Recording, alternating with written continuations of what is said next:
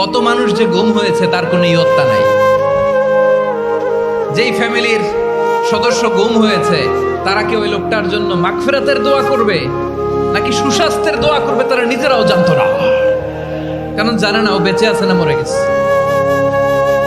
আহা, বিডিআর নওজোয়ানদের যারা ছাড়া পেল দেখলাম বিনা অপরাধে, কোনো অন্যায় ছাড়া অপরাধ ছাড়া তাদের জীবন থেকে, তাদের তারুণ্যের, তাদের যৌবনের 15 বছর 16 বছর 17 বছর নাই, 6 মাস বয়সের ছোট বাচ্চাকে রেখে জেলে গেছে।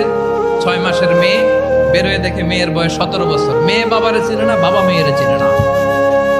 মেয়েকে এখন বিয়ে দিয়ে আরেক ছেলের হাতে তুলে দিবে।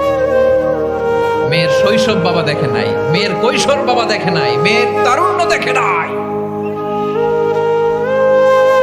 আরেক যুবককে দেখলাম 14 বছরের 14 দিনের সংসার, 2 সপ্তাহের সংসার শেষে জেলে গেছে। কত যুবকের যে স্ত্রী চলে গিয়েছে ফ্যামিলি ছেড়ে, কারণ জানে না তো কবে আসবে, কি হবে, কেউ জানতো না। দাম্পত্য জীবনের মাত্র 14 দিনের স্মৃতি, এই স্মৃতিকে আঁকড়ে ধরে এক বোন 16টা বছর 17টা বছর কাটিয়ে দিয়েছে। আমি নিউজটা দেখে ভাবলাম আমার এই বোনের প্রতিটি দিন কিভাবে কেটেছে, প্রতিটি রাত কিভাবে কেটেছে, প্রতিটি ক্ষণ কিভাবে কেটেছে।